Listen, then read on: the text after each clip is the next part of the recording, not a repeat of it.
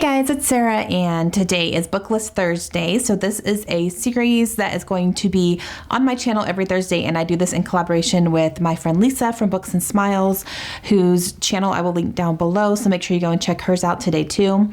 And every Thursday we are bringing you some sort of list that has to do with books, whether it is a genre recommendation or it's just a fun list that we decided to share with you guys. Today we're actually doing a follow-up on a list that we did a couple of months ago, and we talked about some of the books that we own that we thought were going to be 5-star reads for us, but we haven't read them yet. So they were basically our 5-star predictions. And in that list, I think we talked about 10, and we challenged ourselves to read 5 of those to go ahead and do a follow-up in January. So that is what this one is here today. I do have 5 books from that list that I have read, and I'm going to show them to you and tell you whether or not they actually were 5 stars for me. The first one I'm going to talk about is The Passage by Justin Cronin, and this is the first book in the Passage trilogy. And this is one that I thought I was going to give 5 stars to because I have heard nothing but amazing things about this book and the way it's written and just the content in here. This is actually a post-apocalyptic book that follows a government experiment that went very, very wrong and actually caused vampires to be a thing. And you're following what is happening with that and what happens because of that. Now, this one I gave 4 stars to. The reason I gave it 4 stars is because I think it really dragged in quite a few places. This is a big book, and I just felt like it was a little bit too long. It could have been shorter and still gotten the point across. And there were so many characters in this book. So many characters.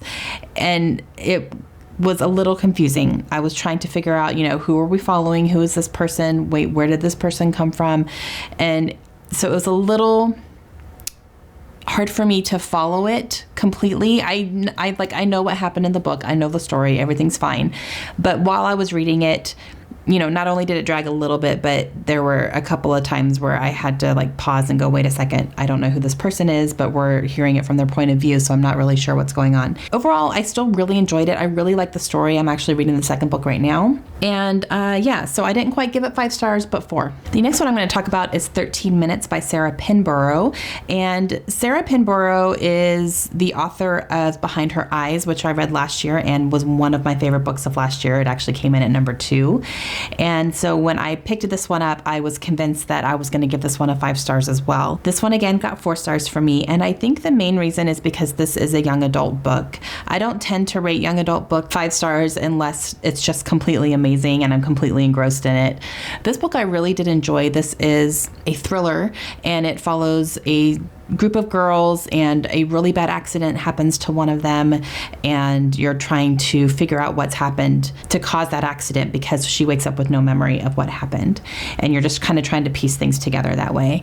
And I think because this was young adult and it follows girls in high school, I was a little bothered by some of the drama that happened because I just didn't care about it. I don't seem to care about those types of things, especially if it's in a high school setting, because I'm almost 40. So I'm really over that stage. But at the same time, I still really enjoyed it, and I really liked the thriller aspect of it, and I liked the way that it came about because it really did leave you guessing most of the time, and that's what I like in a thriller.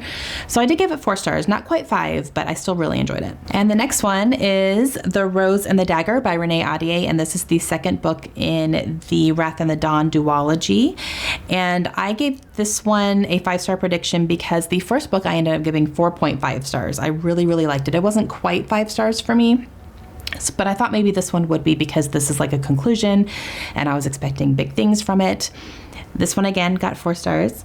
And the reason for that is because pretty much the first almost half of this book, there wasn't a ton of action in it, and it went a little bit in a different direction, and we got introduced to new characters, which I thought was a little strange. Halfway through a finale, we're getting new characters. In the end, it ended up making sense, but it threw me for a loop a little bit, and I just wasn't expecting it, and it took a long time to get to the real action that I was craving. Once that action hit, I was all in. I loved it, but it took a little bit too long for me personally to get there, so that's why this one got 4 stars. But again, I still really enjoyed it. All right, so my next prediction that I thought I was going to give 5 stars to is It by Stephen King, and this one got 5 stars from me. I loved this book. It really surprised me how much I loved this book. Even though it was a 5-star prediction for me, I still was just shocked at how much I really enjoyed it. I don't feel like I need to explain this, but obviously this is one of Stephen King's most popular books, and it follows a group of young kids who live in a town called Derry, and they come into the realization that there is a killer clown living in the sewers and is actually terrorizing and killing people in this town, and they literally come face to face with it. It follows them not only as children, but it skips fast forward to them as adults, because they made this pact that, you know, if these occurrences ever started happening again, that they would all come back and they would take this thing down for good. And they ended up getting that phone call, and so they all come back as adults. So you're following both timelines, which I thought was really interesting, and it does go back and forth. So you're not, you know, half the book is with kids and half the book is with adults. It goes back and forth, and I really liked that. It kept it very interesting for me. This also had a lot of background into the town itself and some of the people who live there, which I thought was very interesting, and I thought it gave a lot to the story as well. It really made you understand the town itself, and it almost treated the town like a character, which I thought was very, very interesting. You really got to know it. And yeah, 5 stars. I absolutely loved it. If you have not read this yet, but you're interested in it, if you like audiobooks, I highly, highly recommend the audiobook, because Steven Weber reads it, and he is an actor, and he is fantastic. It really brought the story to life. And the last one on this list that was a 5-star prediction for me was The Nightingale by Kristen Hanna. And you guys know I gave this 10 stars because I loved this book so much. And this was my favorite book of 2017, hands down. It's one of my favorite books of all time now. I am going to reread this one day for sure. This is a World War II historical fiction, and it follows 2 sisters who are living in Nazi-occupied France. And just some of the trials and tribulations that these 2 went through were so incredibly heartbreaking. They are also polar opposites of each other, so you see them deal with what's going on around them in different ways and how it affects them. I literally can't say enough good things about this book. It was breathtaking. It really was. And it was heartbreaking at the same time. So make sure you have some tissues with you.